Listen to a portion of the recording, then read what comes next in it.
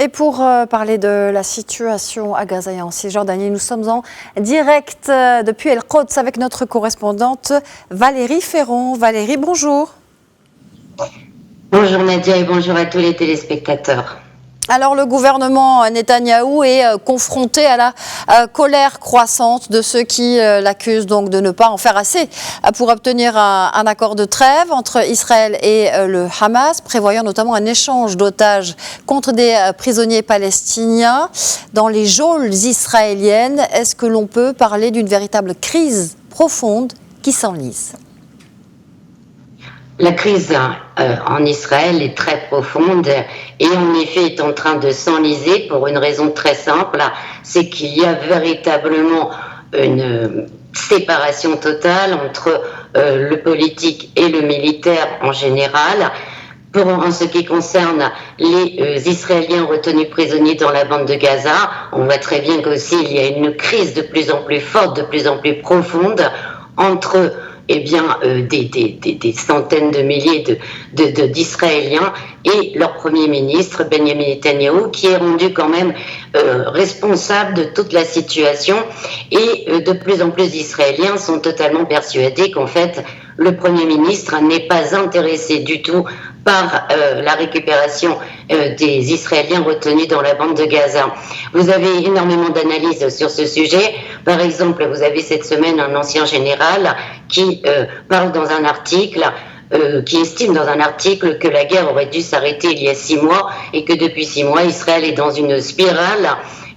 il dit sécuritaire, on pourrait dire dans une spirale militaire, avec à l'heure actuelle un Premier ministre israélien qui lui veut élargir l'escalade sur le front avec le Hezbollah et qui menace, donc on l'a vu encore aujourd'hui, également Ansar Allah, donc au Yémen. Et en définitive, tout ceci éloigne totalement les possibilités d'avoir un accord pour un échange de prisonniers. Le chef d'état-major, Herzi Halevi, a rencontré les familles des Israéliens retenus prisonniers et il leur a clairement avoué en fait que plus la guerre dure à Gaza, moins l'armée israélienne a de chances de récupérer les Israéliens retenus prisonniers, entendez, vivants. De son côté, le ministre de la Défense, Yoav Gallant,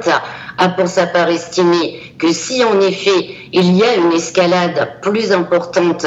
avec le Liban, cela voudra dire de facto de retirer des unités de l'armée israélienne opérant actuellement dans la bande de Gaza pour la porter vers le nord et que cela diminue encore une fois les chances de retrouver des Israéliens retenus prisonniers, sachant que tout ceci ne concerne pas simplement un accord d'échange, mais également d'autres opérations militaires pour essayer de récupérer certains Israéliens et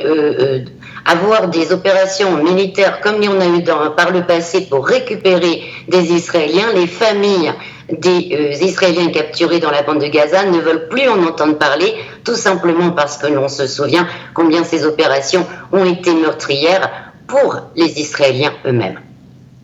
Des opérations meurtrières pour les Israéliens eux-mêmes, mais d'abord avant tout pour les Palestiniens sur le terrain. L'escalade continue à Gaza, mais aussi désormais en Cisjordanie depuis plusieurs jours maintenant. Les frappes israéliennes meurtrières se poursuivent dans plusieurs zones et au moins 41 206 morts ont été comptabilisés dans la bande de Gaza depuis le début de la guerre, Valérie.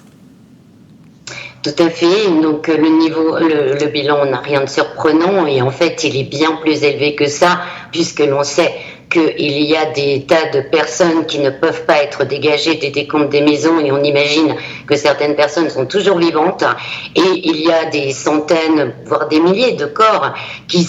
gisent un peu partout dans l'ensemble du territoire palestinien puisque les équipes de secours sont incapables d'accéder à toutes les zones et ont très peu de moyens puisque, comme on le sait, Israël continue de maintenir un siège quasi total depuis près d'1 an, c'est dire les souffrances endurées par les populations civiles qui sont à la fois toujours bombardées, mais qui souffrent parallèlement toujours de manque de nourriture, toujours de manque d'eau potable. De plus en plus, ils souffrent aussi de manque de vêtements corrects, voire de chaussures, puisque rien ne rentre pratiquement dans la bande de Gaza. Et cette situation est d'une cruauté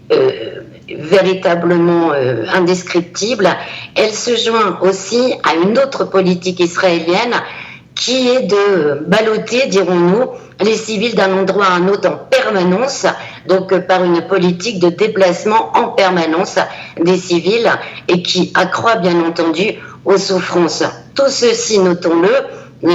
n'empêche pas les factions palestiniennes de rester présentes sur l'ensemble du territoire et d'attaquer les soldats israéliens sur l'ensemble du territoire. On a comme exemple la branche armée du Hamas qui a attaqué dans la ville de Khan Younes